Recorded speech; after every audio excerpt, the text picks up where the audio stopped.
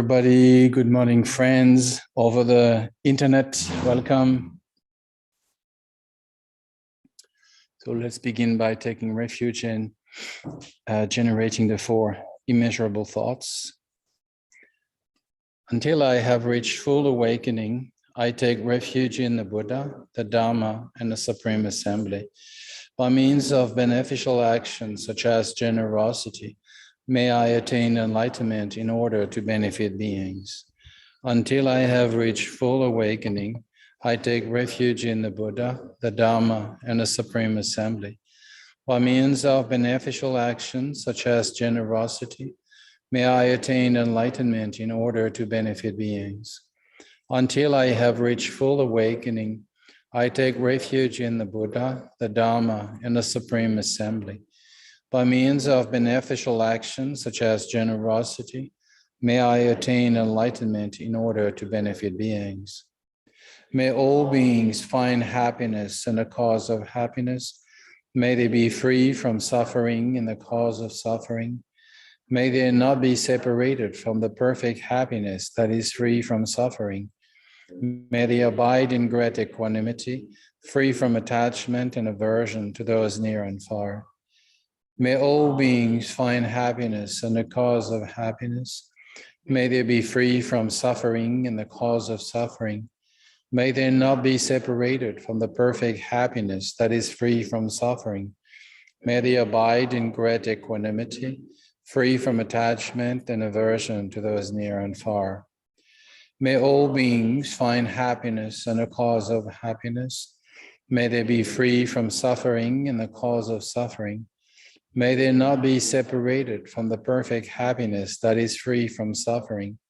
May they abide in great equanimity, free from attachment and aversion to those near and far.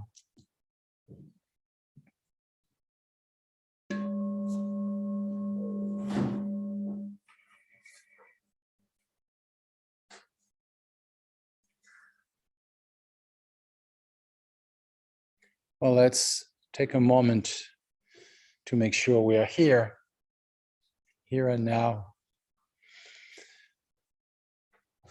Whatever we have been doing before coming here, we let it fade away in the past, and what we might have to do in the future, we leave it on hold so that we can enjoy these parentheses of leisure and freedom that we are offering ourselves.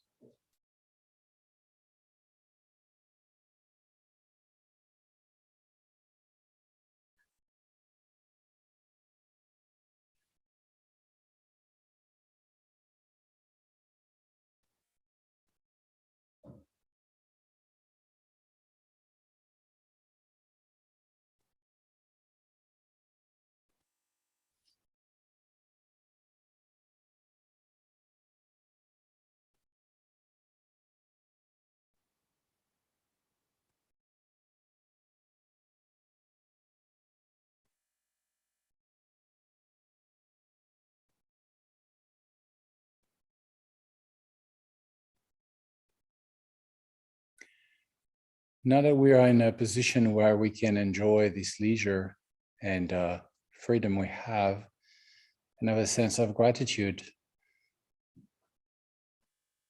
we can pay attention to what is.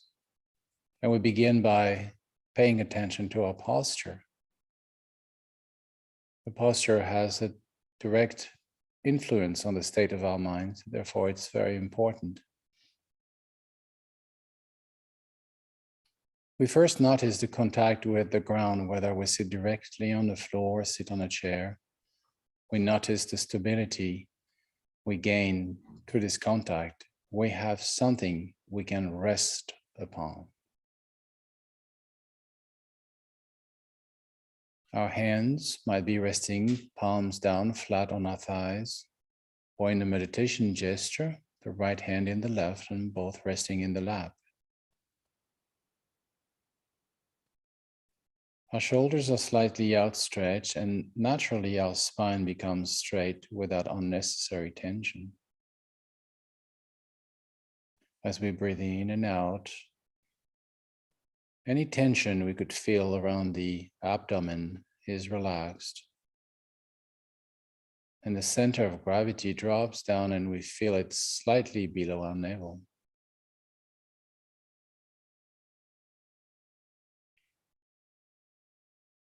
The chin is slightly tucked in, so the head is in line with the spine. The mouth is relaxed. The tongue is lightly touching the palate.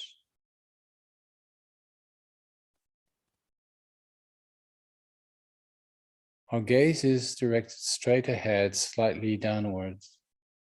Eyes half closed in a soft and open vision of what is directly in front of us. Yet now and then, if you find it more comfortable, you can keep your eyes closed.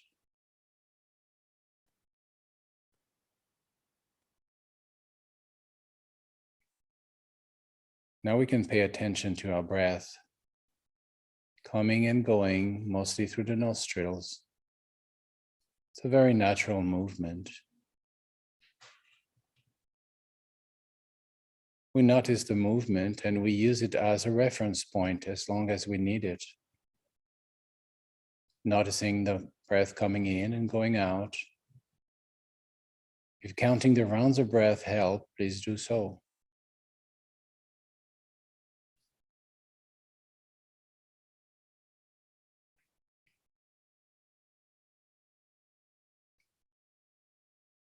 By paying attention to the breath, we can avoid being dragged away by the incessant, ceaseless movement of thoughts and sense perceptions that arise and disappear.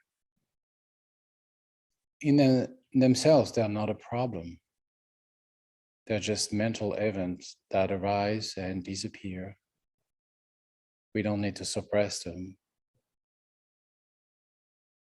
But out of a habit, we're always trying to control them, and they open a line for a story, a narration, and we move from one thought to another endlessly. That brings a sense of distraction and maybe at times exhaustion. We don't need to do that. We can let it be. Give our mind a break. Thoughts arise and disappear, sense perception also, and that's fine. If there is a gap, moment of silence, that's fine too. Doesn't have to be promoted. If it happens, it's fine. If movement happens, it's fine. As we don't intervene or try to control the movement of thoughts and sense perception, the sense of spaciousness and well-being can be experienced. The sense of spacious awareness can be also experienced. And we just mind this and abide in this experience for as long as it lasts. And then if we lose it, we come back to the breath for a while until we find this equipoise, alert and spacious again.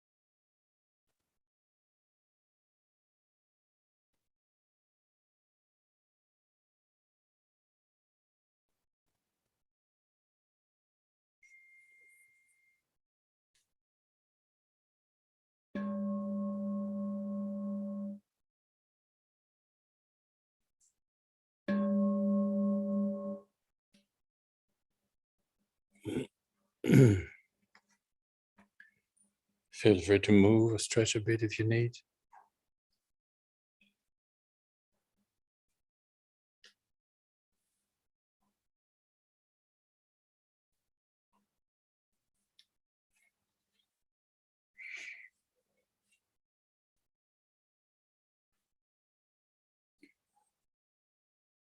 Sometime when we study or read instructions, I'm not even talking about philosophy here, I'm just talking about instructions about meditation, okay?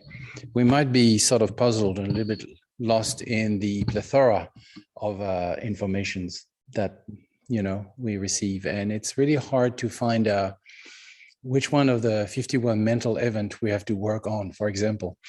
We have to try to figure out what is the clear line, what is one essential quality that I could work with.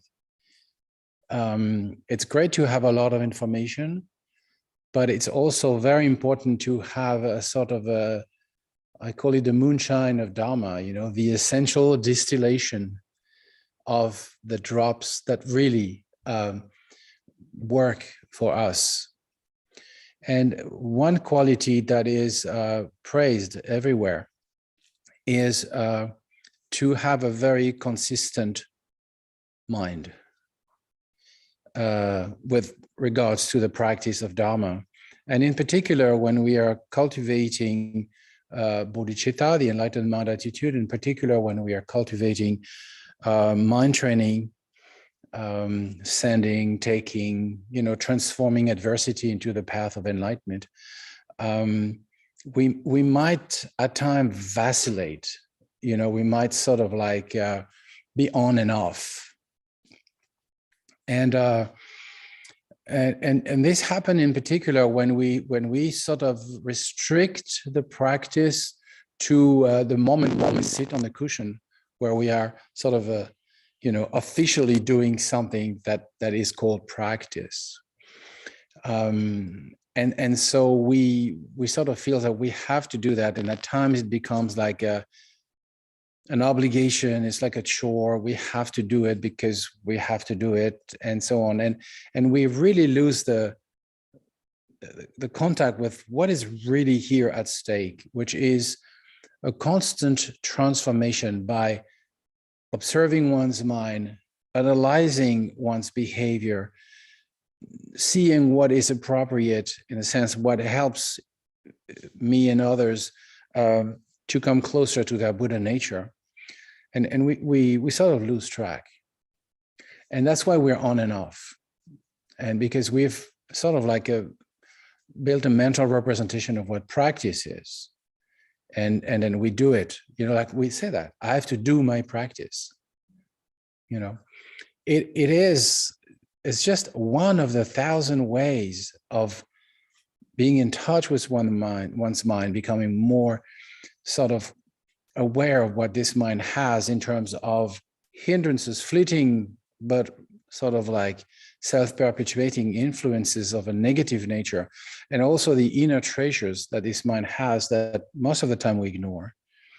We ignore for many reasons, because we are not here, we are not present, we are hunting some dreams that we have. And so the preciousness of mind that is always here, we fail to see it. And so the only way is to be always there, always present, always developing, deepening this relation with the mind. But it shouldn't turn into a task. You see, that's the tricky point. When we turn it into a task, then it's on and off. Sometimes we do the task, sometimes we don't.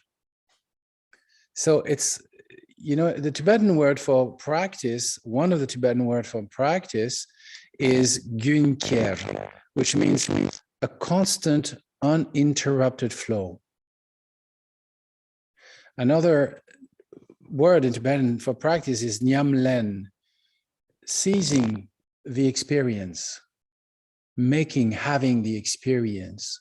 So if you use these two words and then try to sort of like mash them into one idea, is cultivating a flow, unceasing flow, that becomes more and more familiar, having therefore the experience of what mind is.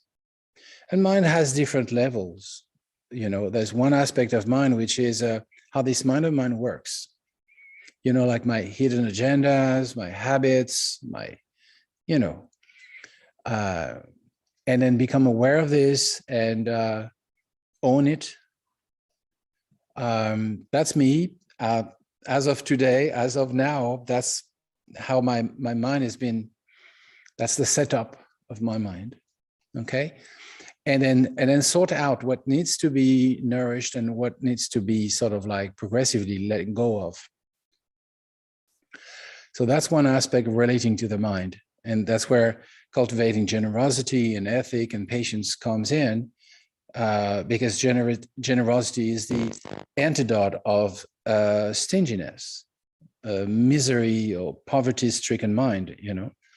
So we open up, and then ethic is an awareness of how much we can impact other lives by our words and deeds, and try to be careful, because it's not just about others in that sense that we are the first casualty of negative actions. We will have to bear the consequences of what we've done. And so if we don't want to have to clean our mess for 25 years, then just like, you know, don't spill it if you don't want to have to mop it. That's the mantra. And so that's one aspect. And then there's a deeper aspect, is what is the stuff mind is made of? This is a more in-depth observation of mind. And we can do that all the time, not in an obsessive manner. That's why I said, don't turn it into a trip, don't turn it into a job, because then the beauty of it is lost.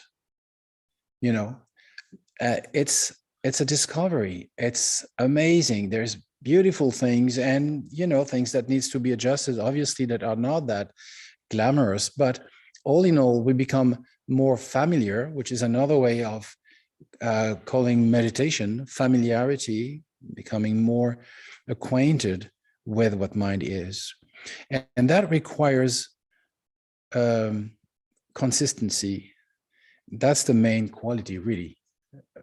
In general, for any kind of endeavor, we have to be consistent. We can't be just like, you know, like a butterfly that goes from one thing to another. I do a little bit of this. Oh, I don't like it. It's a little bit difficult. Oh, let's do something else. Let's forget about it. You know, this is not really cultivating this closeness with our mind. Consistency, don't vacillate. And I think it's very important not to represent practice as a task, but a way of being. We transform our way of being.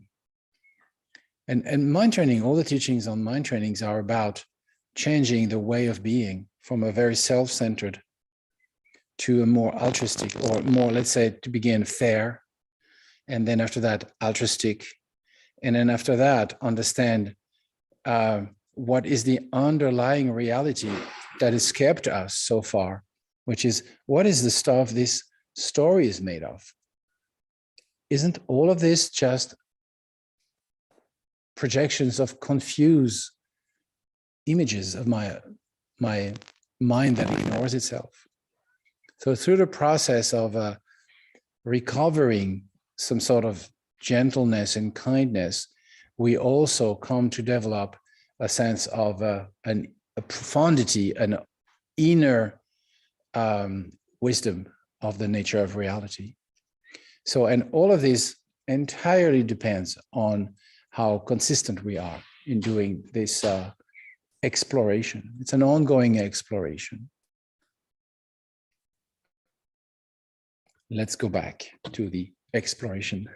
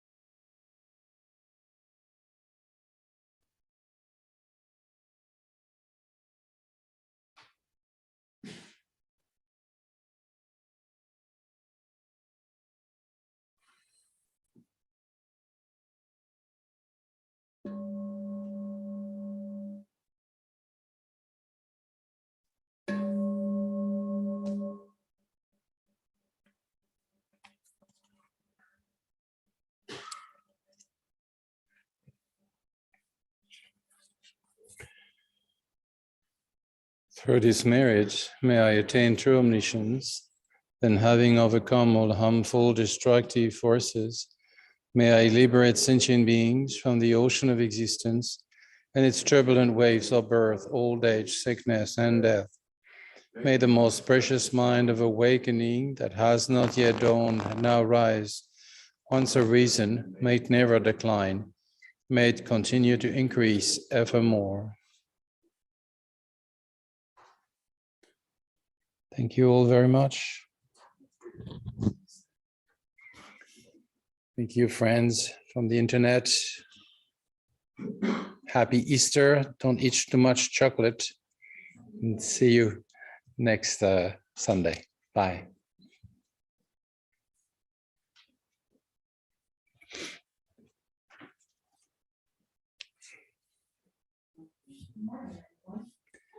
Good morning.